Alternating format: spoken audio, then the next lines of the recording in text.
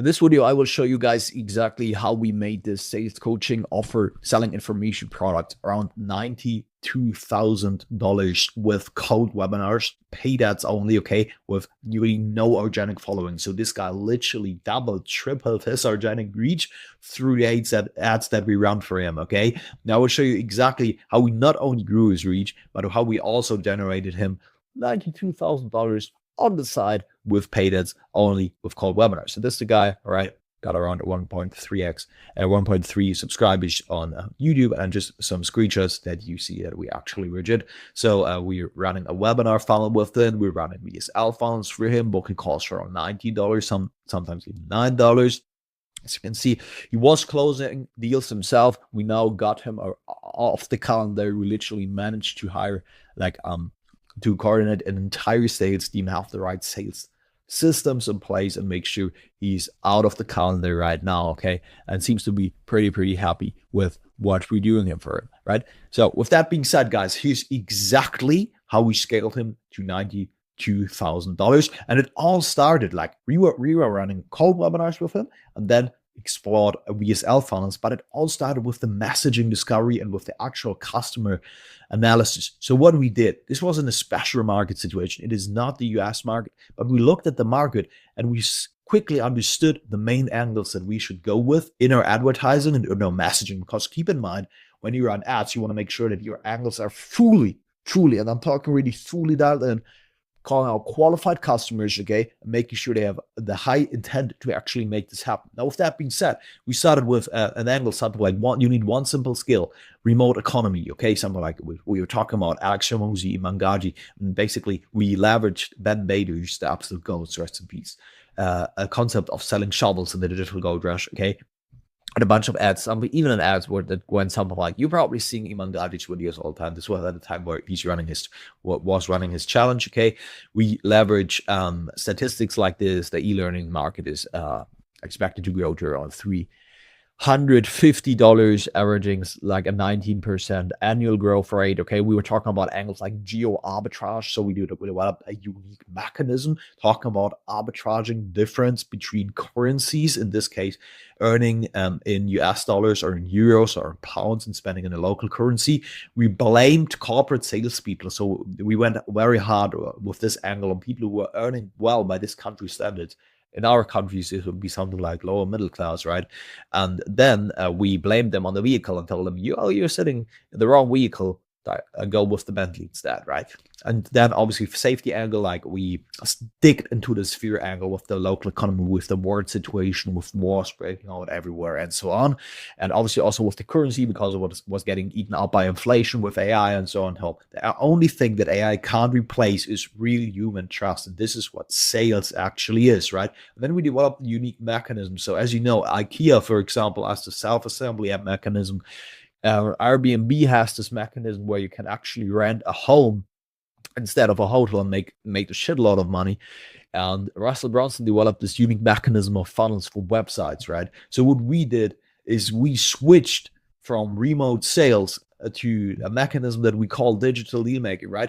Because a lot of people obviously might associate a remote salesperson with a slimy salesperson, right? What we did instead, we go, no, you're not a salesperson, you're a digital deal maker. You're making deals online, okay? So we are breaking the limiting beliefs and position sales as rather being a doctor instead of someone who tries to push people off the fence, right?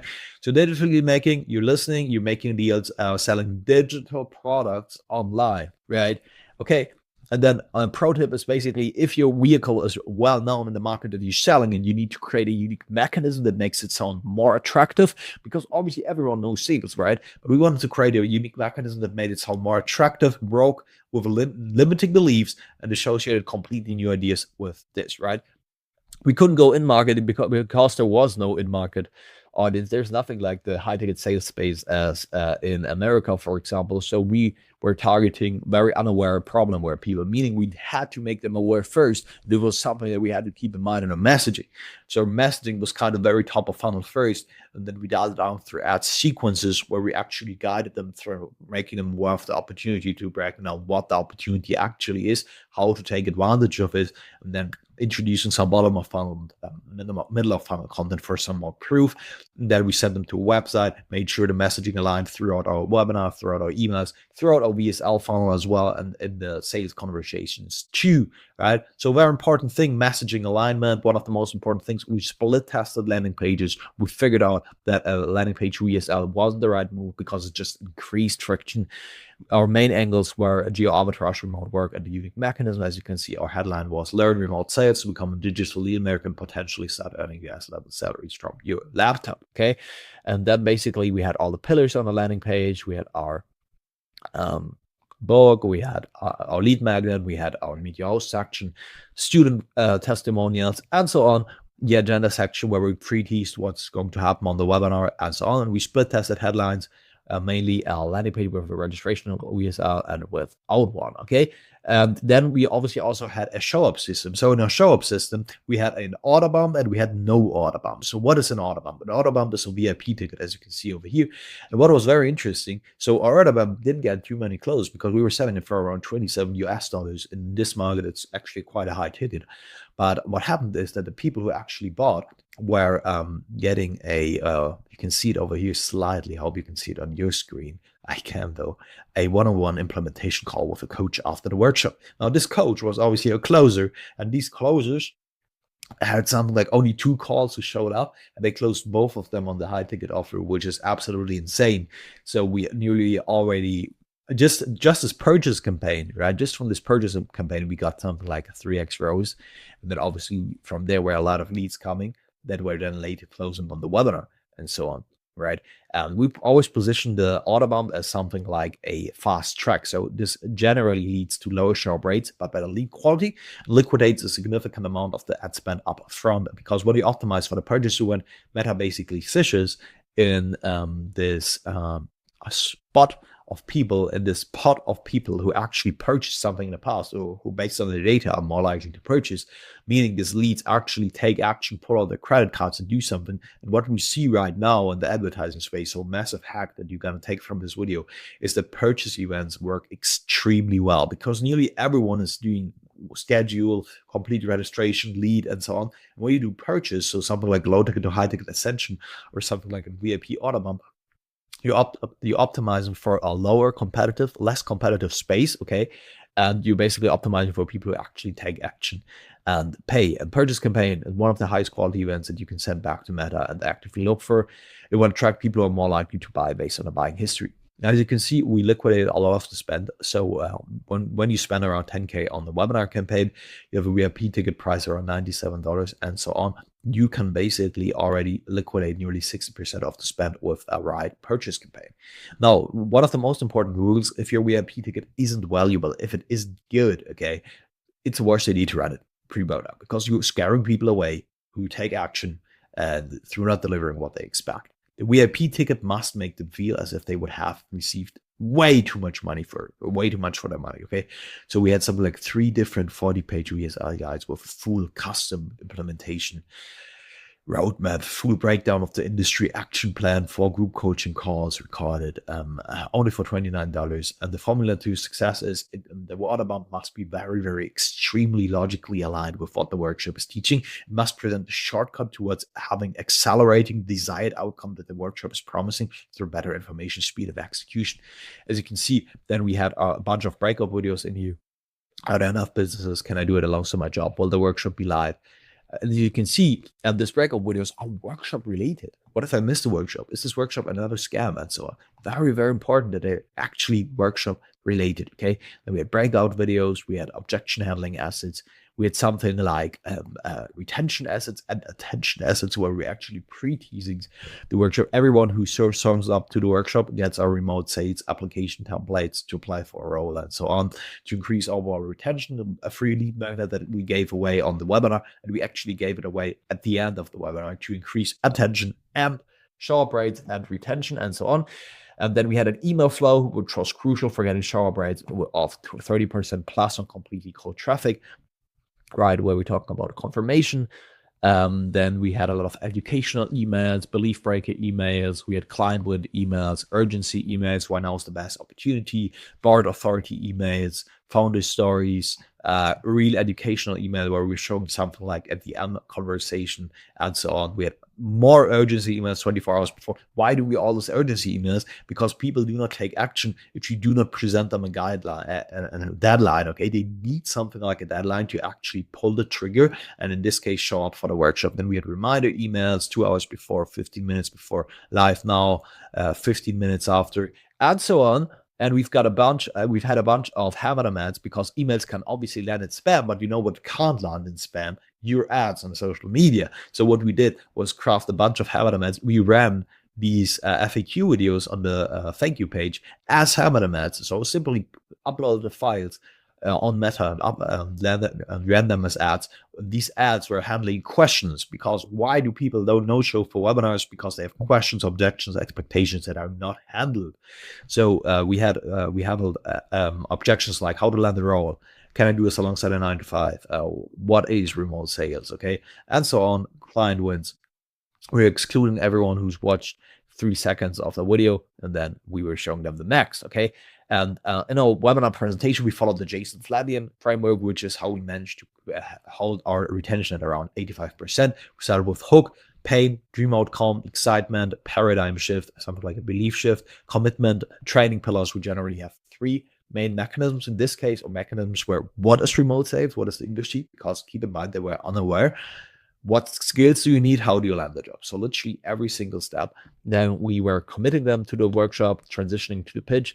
We were pitching the main offer first, discount, and then bonuses, and then FAQ and Q&A.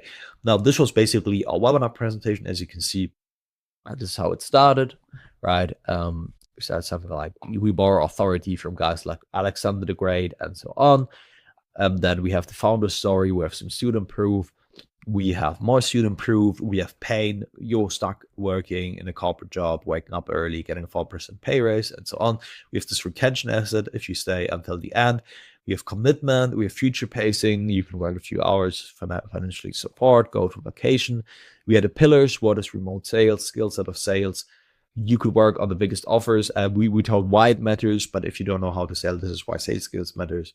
The truth is, you could be a good salesperson, but if you don't know how to land jobs, you won't get paid. Then we had this commitment, crossroad option, permission to pitch. If I have your permission to talk about this offer, I'm prepared for you. Drop a yes in the chat. We had the core offer, and then the discounts, the bonuses. And what happened is actually we pitched. We went with a direct-to-card webinar. Mostly. We also did book a call webinars for him. We just figured out that in this market, direct-to-card webinars would perform better, and we wanted to keep some spots free for a WSL funnel, which was printing as well.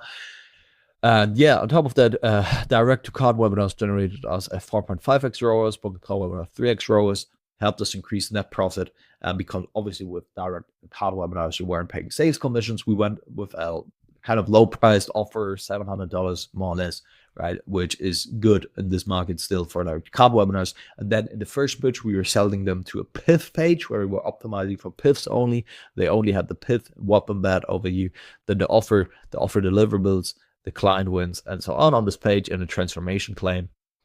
And the other pitches, we were then going with payment plans. We made this payment plans interest free, and we just figured out it would be good to emphasize that yeah, when you do a PIV, obviously you will see better results because you're more committed and so on. We also tried interest, like payment plans with interest. I think it was something like 5 to 10% interest, depending on the payment plan.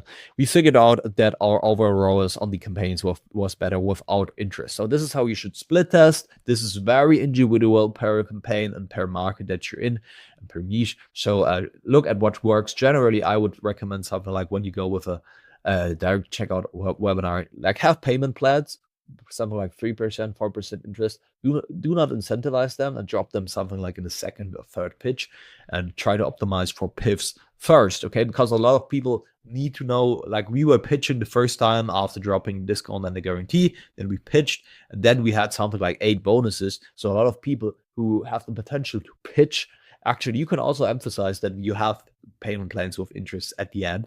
But yeah, basically different ways to do it. And then we did replay promo. Replay promo, insane. So we have so much recurring webinar from this for this client, like because a lot of people there didn't have the money to close on the PIF to get them from payment plans, and we got a lot of people on the replay promo through the M setters on the WhatsApp account, through the M setters on Instagram, through the M setters, through personalized Gmail outreach, right? So basically not outreach, but replay sequences, through book call ads, through people who no show. We target everyone with a replay promo sequence. Crucial thing for all of you guys to keep in mind around replay promos. Nearly 20 to 30% of the money is there. And that's exactly how we scaled the sales coach to around $92,000. Right now, these results aren't typical. Okay, a lot of you guys might burn money when you run ads. Okay, when you want to scale your coaching offer without the most significant following, you will burn money probably. Okay, these results aren't typical at all, but they come from guys like us who know what we do. And if you want to learn exactly how you can do this too with us, through our help, okay, feel free to reach out to me at Simon@Asman on Instagram, okay, or growinginfo.com to book on a free strategy call. We can look at this situation, evaluate, look how to scale, build out a full roadmap for you, and potentially start working together on your offers if there's a good fit. Now, with that being said, guys, if you like what you see, scaling a coaching business, everything I talk about here, I'd not yet hang around. I show you real valuable insights, nothing held back, okay? Everything uncovered here on this channel. And if you want to know more about how this actually works and want to receive more valuable videos and so on, feel free to leave a subscribe to this channel if you haven't done it yet, and give this video a like and share with someone who might need it. With that being said, guys, take care.